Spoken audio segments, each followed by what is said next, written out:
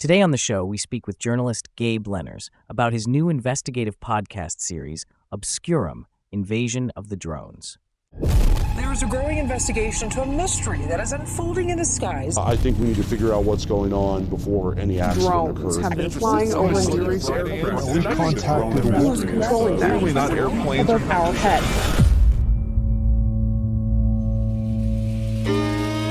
What started out as a hometown holiday visit changed everything I thought I knew. I can't worry about what might happen or the consequences of revealing the truth. There's one right over the top of me right now.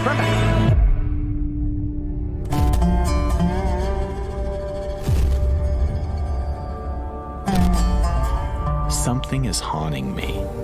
A key piece of a strange puzzle that's missing. One was directly above her and one was to her left. And they followed her roughly about 9 or 10 miles. It just feels like you're being watched by these machines. It all began when they arrived. Groups of unidentified objects hovering over the prairies in Colorado and Nebraska. She was a lot more concerned, in case they're trying to find people and find kids to nab. Since then, I've been asking questions. You're in the driveway outside your house. What was it doing? It actually rotated, looking as if it was peering in each window of our home. I'm Gabe Lenners, and this is Obscurum, Invasion of the Drones. You can actually hear it. There's two objects. It's really hard to keep on. And it's coming right over me. What in the fuck?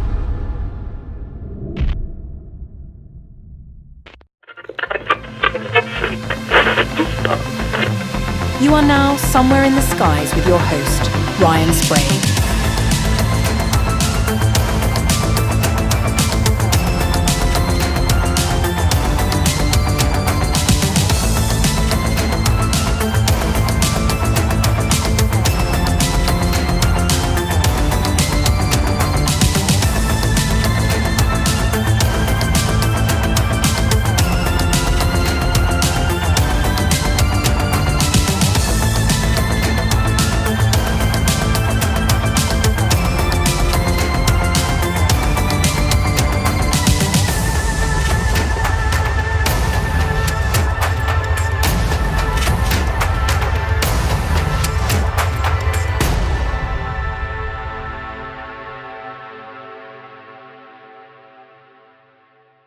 And now you have this awesome podcast, Somewhere in the Skies. I've been watching some of your episodes, and man, you have some great stuff.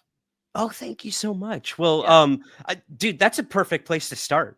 Should we just hop in? Let's hop right in. I'm ready. Okay, cool. Everyone, welcome. Please welcome to the show for the very first time, Gabe Lenners. Welcome to Somewhere in the Skies. It's great to be here, and it's nice to meet you in person as well. Yes, I know. The digital gods have bestowed this upon us. I know I've had your voice in my earbuds these past, few weeks. I've had the opportunity to listen to the first 3 episodes of your podcast. All your producers and everyone were so kind to send those to me in advance. So, we got a lot to talk about, man. I'm excited to talk about the drone invasion. So the podcast is called Obscurum, the drone invasion, and it could not be more timely, especially right now with everything that just happened, man, in New Jersey, New York, Connecticut, over here in the UK as well, where I'm located. We had a drone invasion right before it headed over to New York and New Jersey, and those were military bases. So I don't know what's going on, but you're trying to get to the bottom of it in this podcast. We're going to talk about the Nebraska and Colorado drone invasion of 2019, which was huge in the UFO world, Gabe, back when that happened. So absolutely can't wait to revisit that with you. But before we even do that, tell us a little about yourself, if you don't mind. I know for a lot of our listeners and viewers, this will probably be the first time seeing and hearing you. Well, let me introduce myself. My name is Gabe Lenners. I am a host, journalist, and producer. I live in Los Angeles. I actually got my start in broadcasting doing weather. I went to college at the University of Oklahoma in Norman. I had this huge passion to spot storms and analyze different atmospheric phenomenon. And I thought, that was my end all be all path. And I really do love the weather, and I continue to. Sometimes I'm still on TV talking about the weather, but I kind of got pulled into this entertainment industry along the way through an internship and some other opportunities. Ended up in Los Angeles, started to do some work and host for Radio Disney and Radio Disney Country, some stuff for GMA as well. And this podcast, Obscurum Invasion of the Drones, actually took me from LA back to my roots. And Ryan, this story just kind of found me. Really, I didn't go searching for it, and it literally showed up one night when I got a knock at my front door when I was sitting with my parents a couple nights before New Year's Eve in 2019. All right, origin story time. I love this. This. So this is, the Peter Parker moment, bit by the spider. How did it all begin? You had a knock on the door, and we hear this story sort of unravel in the first episode of your podcast, like how you just got thrust into this. So that was kind of my first question, Gabe. Like, did you have an interest in like any sort of UFO, UAP stuff prior to this kind of just, seemingly falling into your lap almost? Like, what was your interest in mysteries in our skies, if any? I've always been, interested in different mysteries, especially in rural America. There's so many stories that kind of just go untold. And a lot of times in the mainstream media, they're covering these bigger stories. And, I'm from a town of 2,000 people, and I just know that there's so many things that need to be told. And I've made that my mission kind of through this to continue to bring this to light. But I've always been interested in different mysteries of the unexplained and different things. And I am a journalist, though, at heart, Ryan. I always like to just go where the facts lead and look at the evidence and try to figure out, what next steps I need to take in order to pursue that story. And that's literally what happened with this. I mean, imagine you're sitting at home a couple nights, like I said, before New Year's Eve. You get a knock at the door, and this police officer, who ironically enough I used to go spot storms with, is like, Gabe, there's all of these flashing lights just hovering above people's farms. And let me just paint the picture for you. The geography in Nebraska, it's flat. There's not a lot of people there. These towns are really spread out in northeast Colorado and southwest Nebraska. And in some cases, there's no one within 15 or 20 miles. And so I got in my car, drove out to the middle of nowhere, and looked up into the sky that night. And sure enough, saw all of these red and white flashing lights. And from that moment, I knew I just had to start asking questions, because more than anything, these people who I grew up with had weird things flying above their home, and they didn't know what was happening. And I needed to try at least to do what I could to help them figure that out. So you basically like became a part of your own investigation right at the beginning. Like, you actually saw these drones or UAVs, UAP, UFO. Like, there's so many terms for these things now. But so you actually saw them. Could you maybe describe that a little bit for us, what you saw? Yeah, let me go into detail with that. I kind of jumped the gun there. No, not at all. So when I went out that very first night, I looked into the night sky, and there were red and white flashing lights. And what I saw firsthand, and you heard me set this up kind of before, I'm a level-headed guy. I'm a journalist. I'm probably a skeptic, a sheer amount of skepticism. But yeah, I'm driving up there, and I see all of these lights, and there are these white, bright orb-looking lights, and then there are these red, kind of smaller flashing lights surrounding these larger white lights. And these things would hover in the sky. I mean, I was out there for hours, 6, 7, 8 hours, wouldn't go anywhere, wouldn't go charge at like charging stations, and they would just kind of sit in these same areas. And sometimes they would work the sky to the west, sometimes they would move back towards the east. And then around that time, it wasn't just me. This Colorado-Nebraska drone mystery really started to take shape, and the news outlets started to talk about it, and then some of the big national outlets as well. But people were seeing these drones, if you will, sometimes 20, 30, 40 at a time over their pasture, just wondering what was going on. And that really kind of set everything in motion in late December of 2019 into early 2020. Right. And, we follow you like in real time as you're trying to sort of unravel like what is going on, like in not just my hometown, but in the surrounding areas. And I remember when these stories started to break nationally. I was living in New York City at the time when this entire Nebraska, Colorado invasion was happening. And the UFO world was abuzz. They're like, oh my gosh, it's like it's War of the Worlds. It's like this is happening. Yeah.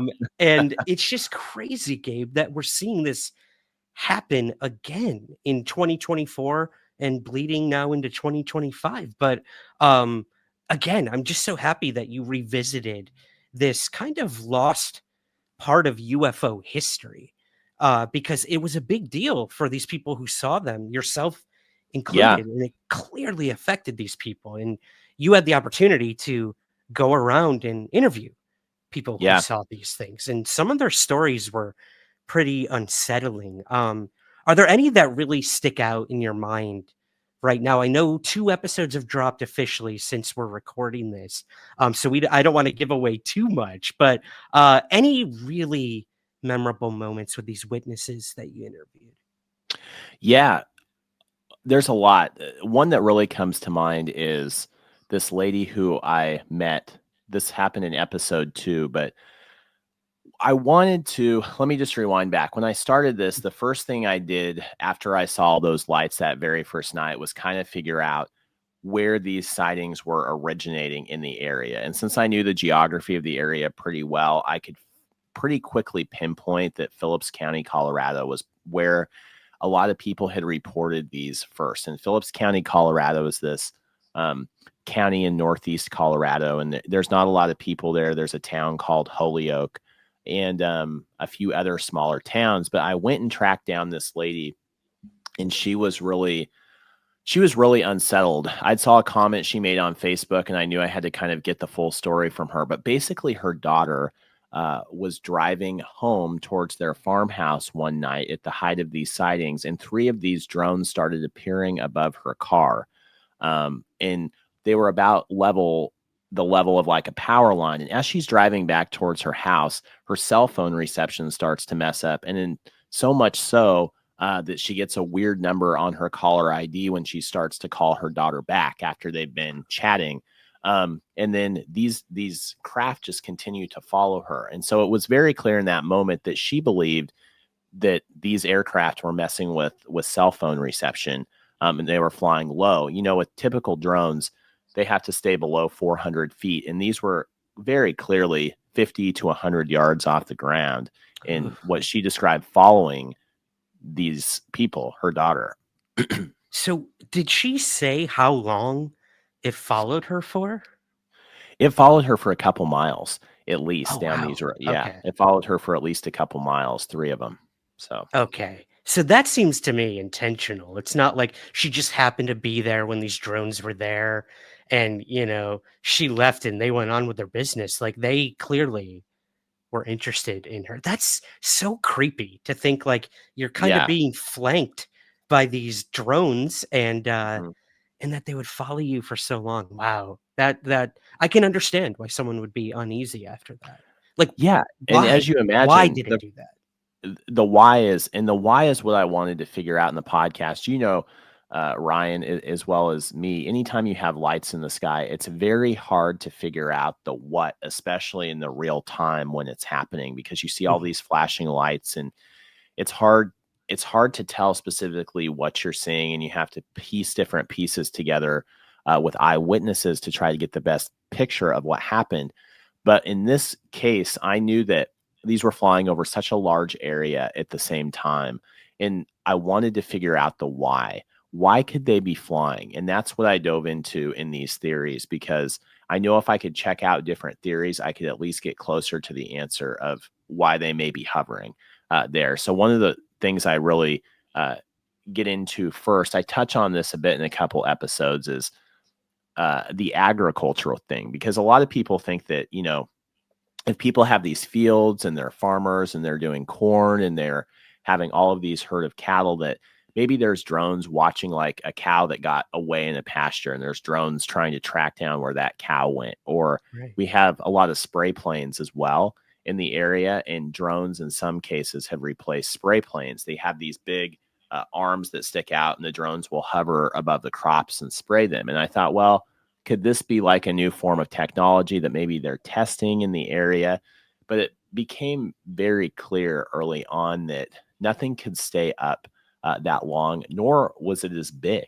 Because many people, including myself, describe these as the size of small cars. I mean, to see these flashing lights so far off the ground, I mean, they're huge.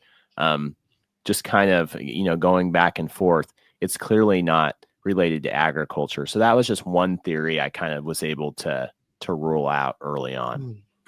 See, and that's what I appreciate about your investigation is like you go in looking for the prosaic answer. I mean, if you look right now, I've got hundreds of UFO books behind me, and I guarantee you 95% of these books, like their first theory is it's extraterrestrial. And that's just the way that this UFO culture has sort of been conditioned for 75 plus years now, ever since, the first flying saucer craze happened and the Roswell UFO crash occurred. And it's so easy to go to that, what we call the ETH, the extraterrestrial hypothesis. But for someone like you, like coming in kind of, no preconceived notions, an open mind, but not too open. You ask these questions like, could they be mapping an area? Could they be, like you said, dealing with agriculture, or are they military? Like the theories are endless because of the ambiguity of the mystery in the sky. Like, and nobody's answering it. Look at today. I mean, we're no closer to an answer of what this drone invasion in 2024 is than we are what happened in 2019. And you even spoke to like officials, right, in the podcast about this. What did they have to say, if you don't mind me asking? So I get into it with the officials later on as we get into the podcast, and I'll just dive into that with you now. But I think at the very beginnings, I talked to, if you will, kind of a graph of what I did in this thing. I talked to the local people first to really try to figure out what they thought was happening on the ground. And I didn't know some of these people because the area is very spread out. As I said, people live a long distance away, and the stories that they shared were so similar and so spot on. And they didn't even know each other, that I knew that what they were experiencing was something they actually experienced, because these are people who grew up in the area. They have no reason to say one way or another, what may or may not be happening. And at that point, when the local authorities, the sheriff and different police officers weren't getting answers, that's when I started to jump into some people at the federal level. And early on in that mystery, people are always like, oh, there's a cover up, there's something happening. I think early on, no one really knew what was happening at all levels. It was very hard to kind of put your finger on the very beginnings of this mystery, because think about it. You have all of these lights just flashing over a huge area, multiple states at the same time.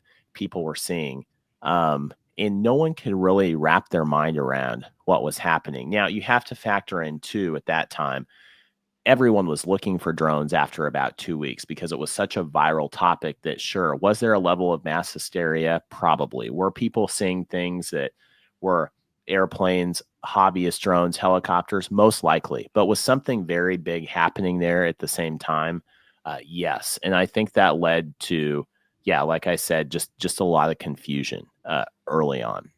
Yeah. Again, like this just mirrors everything going on today. I had so many friends in New Jersey, like calling me, leaving me voicemails, like, bro, I just take a look at this thing I just saw above my house.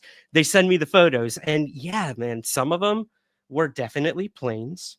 Some of them were definitely drones, and then some of them, you got me. And after studying UFOs for 20 plus years now. Like I looked at some of Yeah. these images and even I could, deduce that this was not any conventional drone or airplane. So Yeah. yeah, What did I'm you yeah. what did you think about the New Jersey drones? So I was there on the ground for a week when this was going on.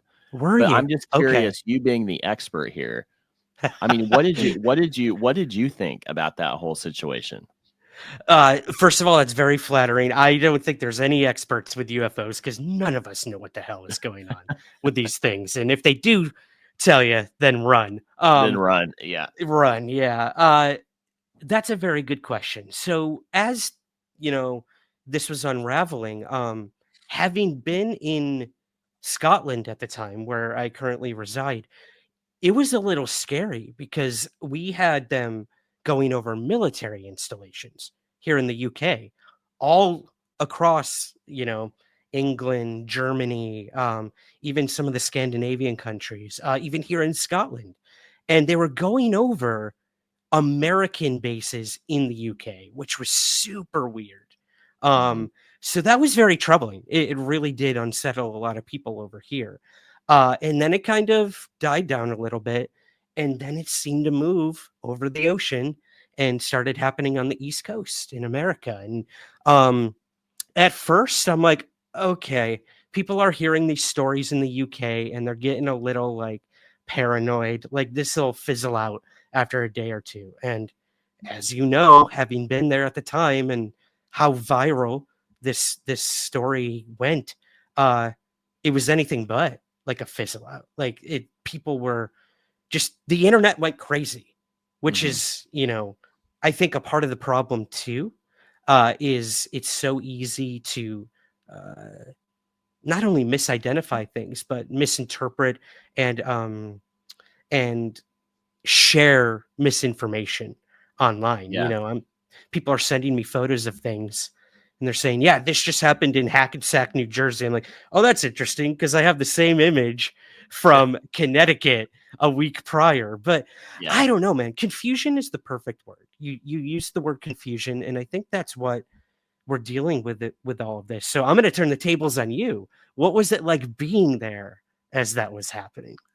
So we had just finished production on these first 9 episodes in this season.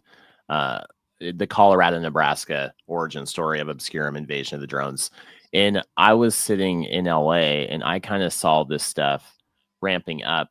And through some of my, regular news contacts, I was talking to some people at ABC News and different things on the East Coast. I just kind of made a snap decision around the 9th of December. I'm like, I'm going to take my producer and we're going to book a flight and we're going to fly out tomorrow and just kind of see what's going on and just kind of go to where different things are happening. And so we did that not knowing what would happen. And we got a lot of content and hopefully we're going to put some follow-up episodes together from New Jersey after this.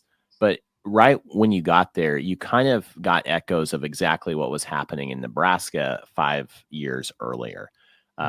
But one of the strongest parallels is if you look at kind of the timeline of these mysterious drone incursions, I'm sure there's more that I'm unaware of. But in 2019, 2020, you have Nebraska and Colorado. Then in 2023, you have Langley Air Force Base for 2 weeks, which has been, confirmed by the Pentagon that there were drone incursions there. Same time frame in December. And then in 2024, you have these New Jersey Northeast sightings in Connecticut and New York, kind of around the same time period. So with all that in mind, I wanted to kind of go to in New Jersey where I thought this mystery was beginning. And I went down into this county called Ocean County, where the sheriff kind of had his own group of deputies out really kind of on the hunt for these things as this thing was developing in real time. And so I kind of saw, the different ways people were investigating that. And then also how different congressmen and different people kind of on the front lines were handling it in the press. And so it was definitely a weird situation. And like you said, again, just a lot of confusion and no clear answers. And I don't think they're there in the first couple days is any deliberate, like we're trying to like hide what's going on. I just really don't think people could grasp what was happening anyway. Right. I mean, that's how I feel. And then of course you have, people giving statements for damage control. Of course we're safe. Of course everything is fine. We know, but I just really, from my reporting, don't know how much is actually known.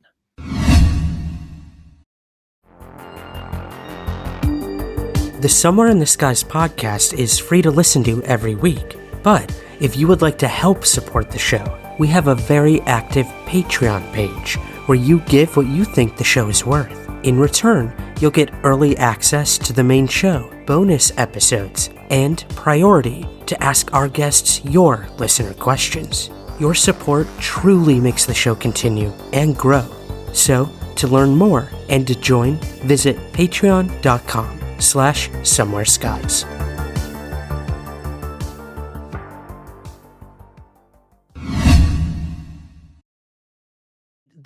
I think you're right, and the genuine intrigue and wanting to find answers is obvious, both in the 2019 incursions and with your investigation and interviewing officials, and like you said, some of these people in New Jersey, Connecticut, like local law enforcement being like, hey, we're trying to find answers. We're cooperating with the FBI. They don't know what's going on. The White House doesn't know what's going on. I have a question for you about that a little later with the current statements by the White House about all this stuff. But I do want to return to the podcast because it wasn't just like the officials that you talked to and the locals and the witnesses and yourself. Everyone was seeing these things, but you had one. This moment really stuck out to me. It might have been episode 1 or 2 where a gentleman was saying, oh yeah, the rumor was that a nuclear warhead or something like went missing and the drones are looking for that. And that's the current things going on, 2024, 2025. But again, man, like those are the kind of rumors that start spinning and growing on top of one another when there are no answers. So did you find that with the 2019 event too, where like people were, I don't want to say making stuff up, everyone's just desperate to find an answer, but yeah, were there any like really out there sort of things you heard while on the ground there in Nebraska and Colorado? Yeah, the most interesting thing to me about the unknown coming into this world is how people interpret the unknown personally. I mean, I'm sure you experienced that a lot. Yeah, there are a lot of outlandish rumors that people would come up with, but it's like you can't justify how crazy they are until you get the facts, because honestly, some of the things that people are saying could be real. Could it be a criminal organization? Probably not, but maybe. Could it be related to otherworldly visitors? Could be. Could it be related to the government? Maybe. So while I heard some crazy theories, I really tried to dive into validating or not as many of those as I could quickly. Some of definitely that one of, we're missing a nuclear warhead. One of the things you got to do in a small town is you got to go down to the coffee shop. And that's what I did in episode 1, because everyone's talking about what's going on. You meet some of the most interesting people and they'll put you in directions that you may not, think about. And they'll say, oh yeah, Bob came in from, west of the river. And Bob was telling me there were some things hovering low to the river, right above the water last night. Maybe you should go talk to Bob. So that's kind of, where I was still trying to figure out who I should talk to next. That's where I went. And yeah, there were definitely some wild theories, but the nuclear warhead theory that guy kind of spit out in episode 1. I mean, yeah, think what you will. Yeah.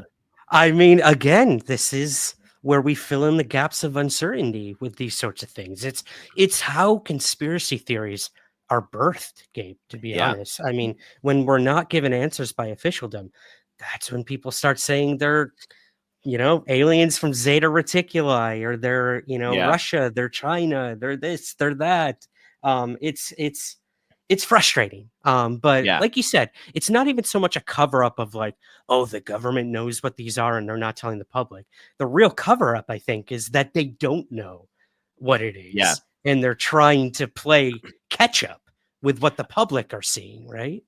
I think there's a lack of just communication in general between different agencies and the government at the local and federal level. There's just not a lot of, from what I experienced, a lot of information sharing that's regularly happening, that I feel like you could squash some of the rumors quickly, and instead let's let people maybe sit and think about this, and come up with their own thoughts, when you could just say, hey, put out a statement. We had a report of 10 what people were describing as drones. We have no information to show that they're, anything nefarious, but they were there last night, according to our deputies. We're investigating this. Please be diligent and on the lookout, and let us know if you have any other whatever. Instead of just letting people, kind of talk about it. Yeah. It's like put out a statement and just say you don't know, but you're looking into it. At least you're acknowledging it. Yeah, that's the first step. Absolutely, man.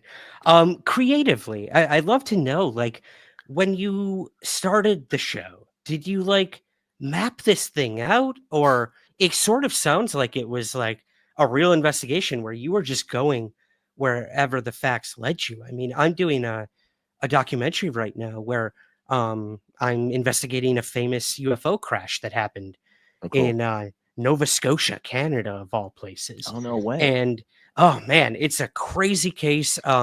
And I had this idea of what it would be. I tried to map the whole thing out, and the minute I got there, it was just like you, Gabe. Like, one person would say, "Oh, you got to talk to this. Oh, have you not heard about this part of the case? Well, you got to go talk to them." And then the thing becomes something entirely different than what you intended it to be. So, yeah, long-winded way of asking you, like, did this change at all from what you originally thought it would be? Absolutely. And a lot of it developed over time. It's told chronologically as it actually happened, but I captured different content and would check back with different people over multiple years. And I think as a producer, you really have to keep an open mind and have a skeleton framework of what you want this final product to look like in this story, and have an ending in mind. But my journalism roots kind of always keep me going back to, you can only produce so much, and you really have to go where the story leads. And you can't not go there, because you can't predict what's going to happen.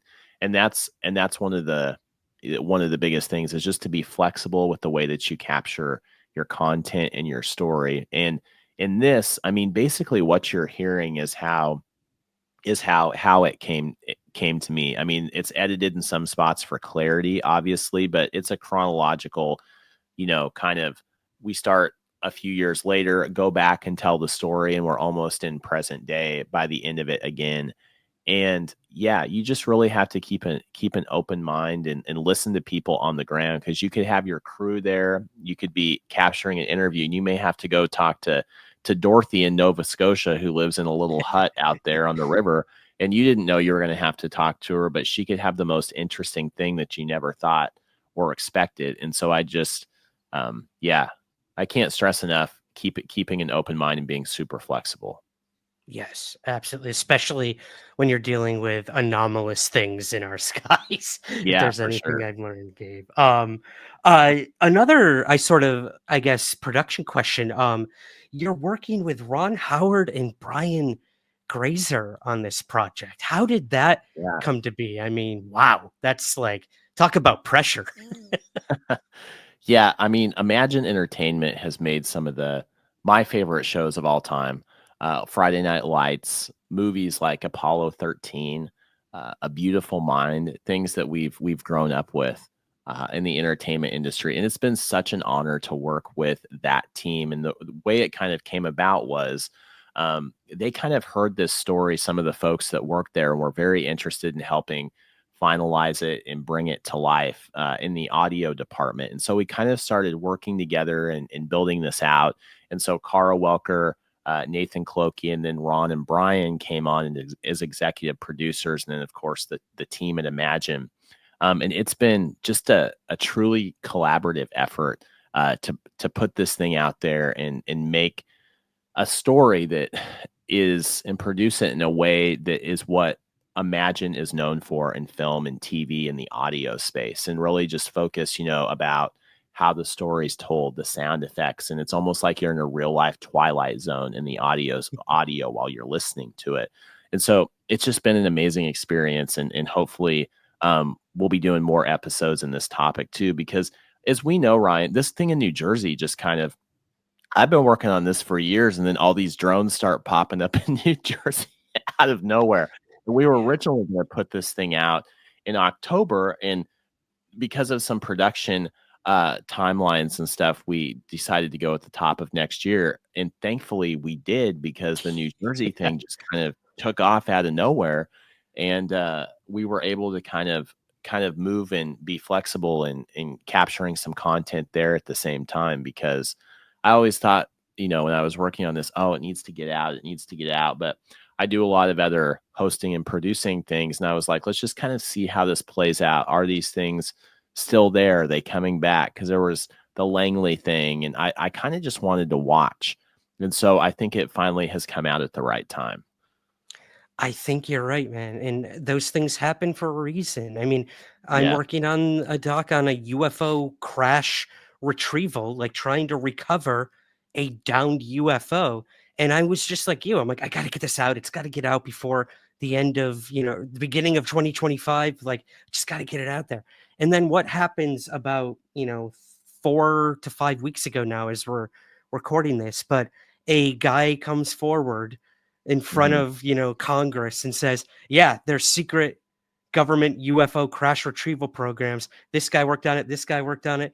And then a whistleblower came forward and said, yeah, I'm the one who retrieved UFOs for the US government. So I'm like, see, there you go. Everything happens for a reason, and, take your time, make the best thing that you possibly can. And you have such a great group of people who follow Somewhere in the Skies in your audience and stuff. They're going to love that story whenever it comes out. And I think it's going to be even more impactful now with all the stuff that's been happening in Congress in different areas. What do you make of that, Gabe? To sort of start to wrap things up here and bring things current, like, yes, your podcast, it is about quote unquote like UAP, but I'm sure as the show unravels, like, we're going to learn more about these towns and these people and this overall mystery and all that. But what do you make of the whole UFO topic and how it's being, I guess, portrayed in the halls of Congress today, in the media? Like, it seems like the topic that was once ridiculed and, people laughed at it for so long, it's now being taken seriously, even by the Pentagon. So, what do you make of all of that? I think that with not being an expert in the UFO space, but kind of looking at everything flying the past couple of months and kind of following the story, I think it's almost like a circus in the sky is happening right now. If you think about it, there's a lot of different things happening at the same time. And I think that's being reflected on the ground. But if you look up into the sky now, you have more drones than ever before. They're more accessible to people than they ever have been.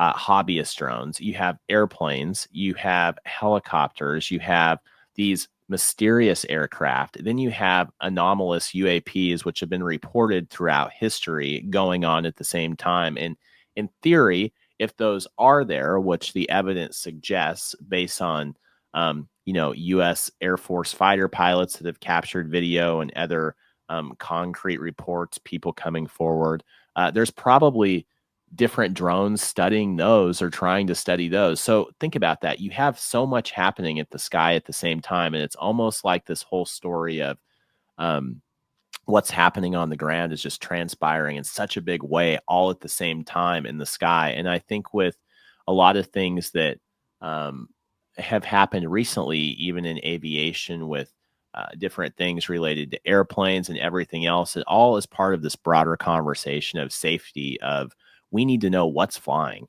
in the sky. We need to know who's flying it. We need to know where it shouldn't be and where it currently is. And that's one of the things that I really want to help, move forward in pursuing the truth with these drones is, it's been reported in history that we've had drone incursions over multiple bases across the country, in Ohio, Camp Pendleton, in Texas, in Langley. And it's, I think, for national security perspective, if they're not ours, I think we need to know what's flying there and why. And I think that's the bigger question, is just the safety aspect for me. So I think it's very important that we're talking about this in Congress and at the different levels of government, because regardless of what you think of UFOs, there's things flying that we don't know who they belong to, and we need to take steps forward to figure that out. Absolutely. I could not agree more with that. Well, this is season 1, Invasion of the Drones. So this would lead one to believe and hope there will be a season 2 of Obscurum. Do you have an idea yet of what you want to explore in that? Has it been done already, or where is this all leading, Gabe, if you don't mind me asking? If you can, if you could divulge anything. No, I will talk about anything. Basically with Obscurum, it is a whole brand that is a storytelling brand that looks at an obscure side of rural America. And this drone mystery was set to be the first one, and we were going to potentially move on to a different topic, which we'd been looking at for a while. But then the New Jersey thing happened. And in the New Jersey thing, when I went there, I was on the ground and was able to interview again about 20 to 30 people as this thing was happening.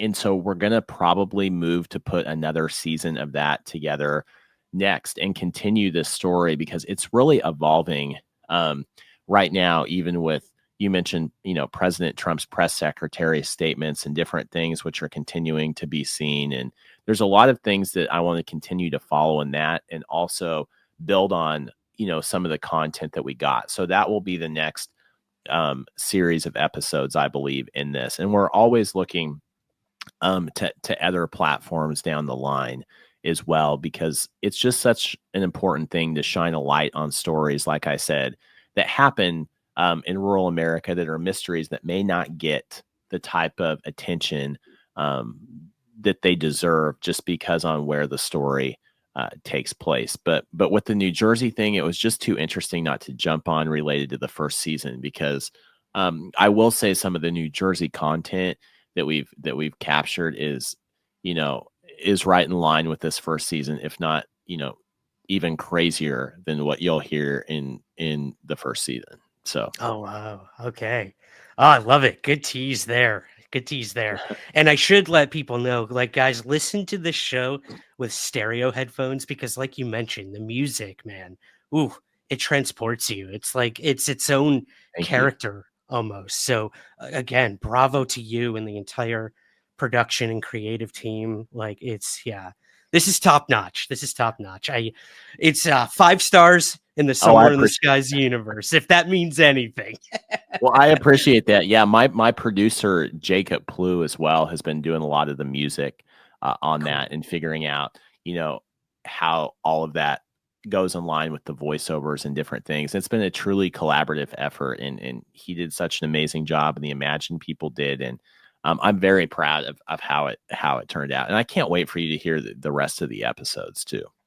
Yeah, absolutely. So again, guys, the show is Obscurum, Invasion of the Drones. You can find it wherever you get podcasts. We'll have links to everything in the show notes below. One more question, Gabe.